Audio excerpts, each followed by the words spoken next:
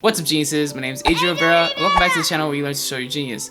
Today we're going to be talking about how to make better melodies in FL Studio 20. One thing I never mentioned to you guys is that my room is actually a mess. What you're looking at is a clean version because of camera angles, but behind the camera, I assure you, it's a lot of junk, even on my desk. Why are there washers on my desk?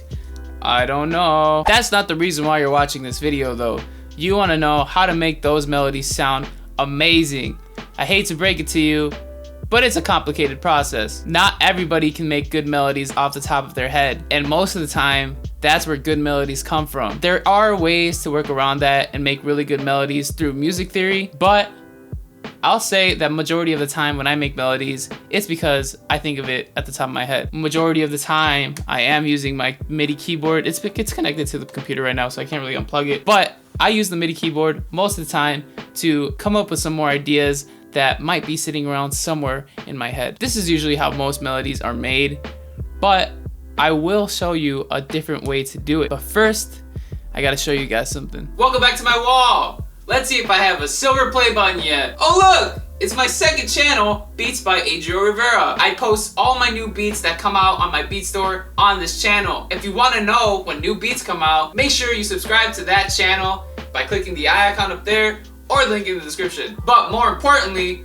we're trying to get a silver play button on this channel. So how can you be a part of this wall? Subscribe! We do want my beat channel to be here for a long time, but we don't want to have a silver play button for too long. Alright, so here we are in FL Studio.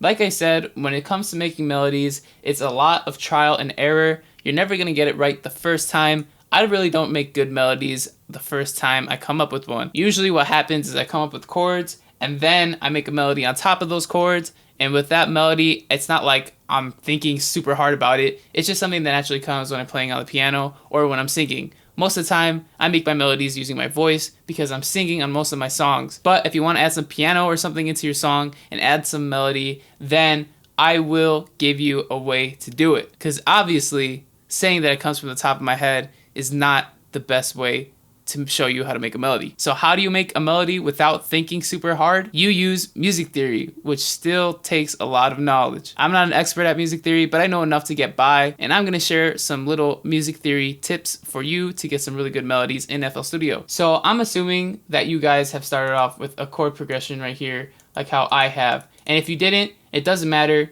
You could just ignore the chord progression. I'm just saying we're gonna use this as the foundation of our melody. If you don't have a chord progression, whatever, just make a melody without one. But I tend to always start with chord progressions, and I think most people tend to start with chord progressions. So how do we make a melody that fits this chord progression? First of all, let's hear what it sounds like first.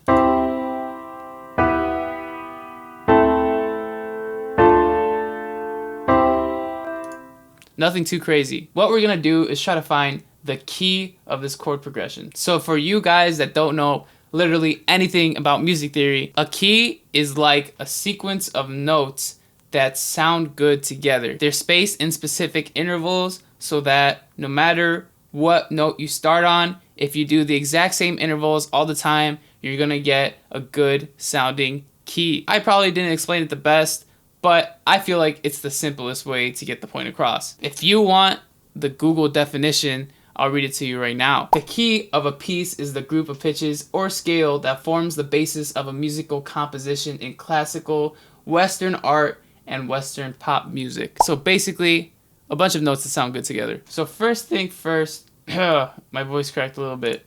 So first things first, what we want to do is we want to go to insert, and then we're going to insert a sampler. Where the heck is the sampler?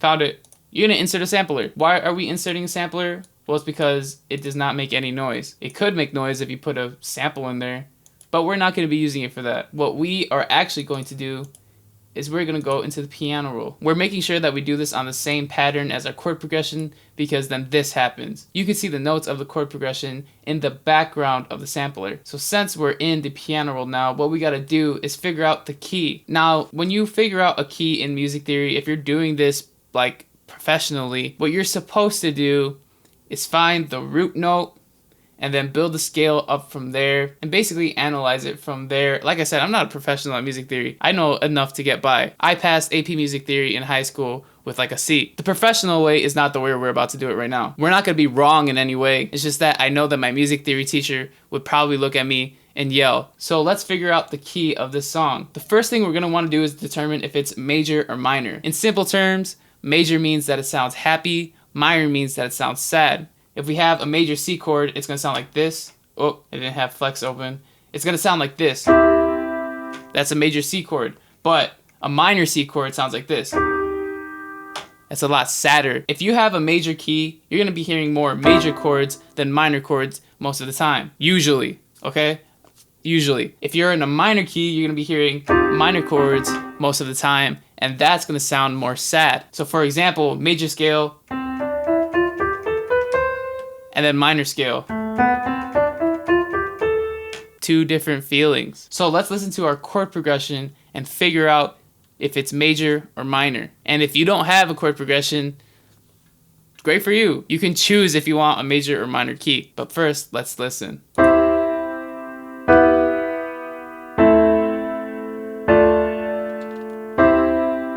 I think it sounds more major. It starts on a major chord, but then it ends with like 3 minor chords. Is it major or minor?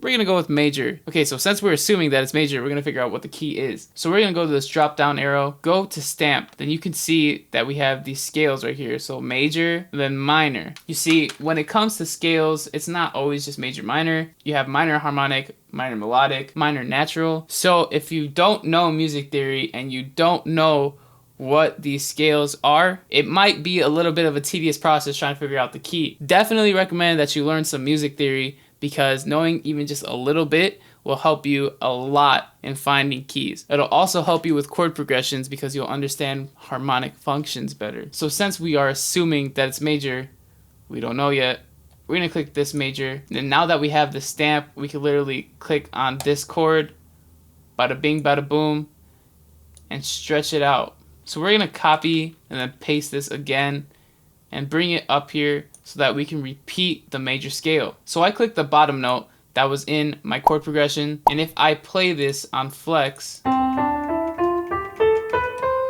that's what those notes sound like. A scale always starts and ends on an octave. So since it starts on C, it's going to end on C, and to make sure that these notes are all in C major, we're going to copy by doing Control C, and then paste by doing Control V, and then realigning this to start on C again. We're bringing it up 1 octave, and then we are going to bring it down 1 octave just to make sure that everything gets in place. Oops, I actually messed up here. It's supposed to be down here. So, does everything fit? As you can see, everything does fit. There's no notes left. But let's say that this one note was left out here. You see these gray notes.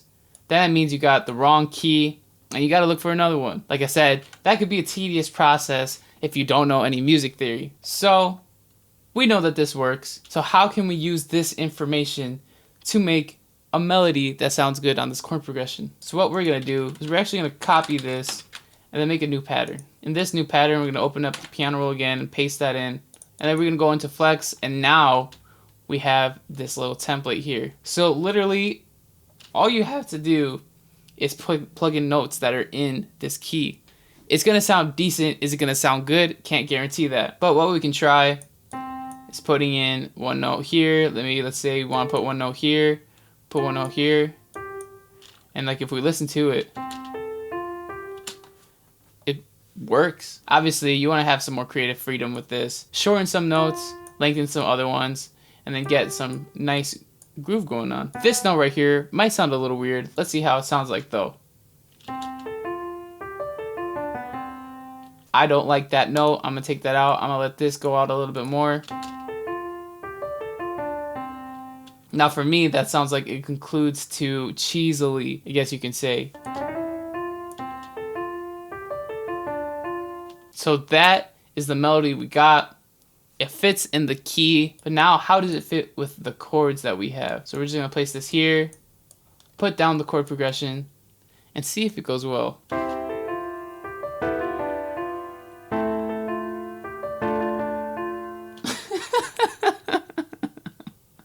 bad. This doesn't sound good. It sounds good by itself.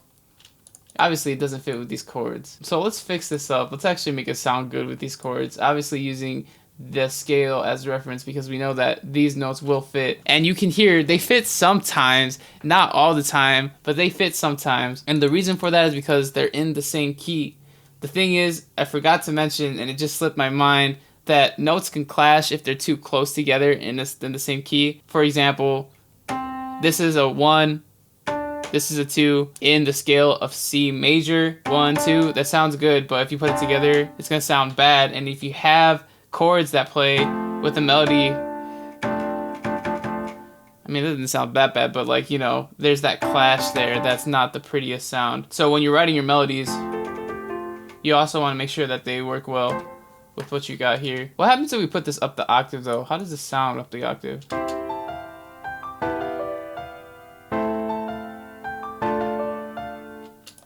Still not that great. I'm gonna move this up just so we have a little bit more reference because I think it sounds better when it's up the octave. So now we're gonna go back around and try to find some notes that don't clash as bad, but still fit in the key and still sound good. This note right here doesn't sound great with the chord, so let's see if there's another note that works well. And there you go. It already sounds better and it's in the same key.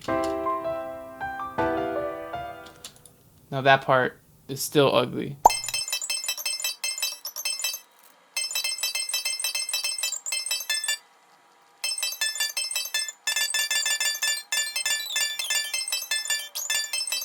So after some tweaking, this is what we got.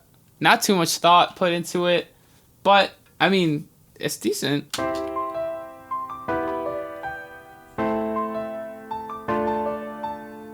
Fire. Let's see how it sounds like with some trap drums up in here. That actually sounds pretty good.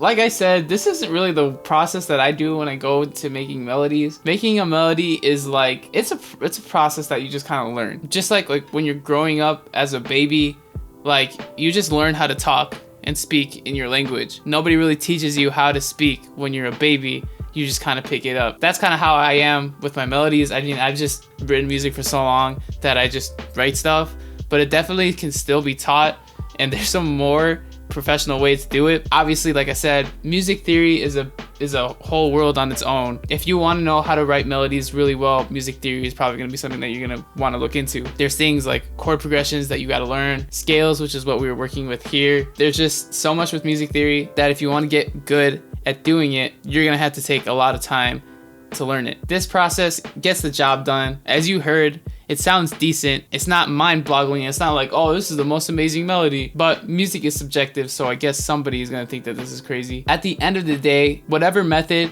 gets you the best sounding melody, go for it. Now, if the producing thing just isn't for you, I got a beat store, adriovera.com, where I post super high quality beats, ones that sound so much better than this.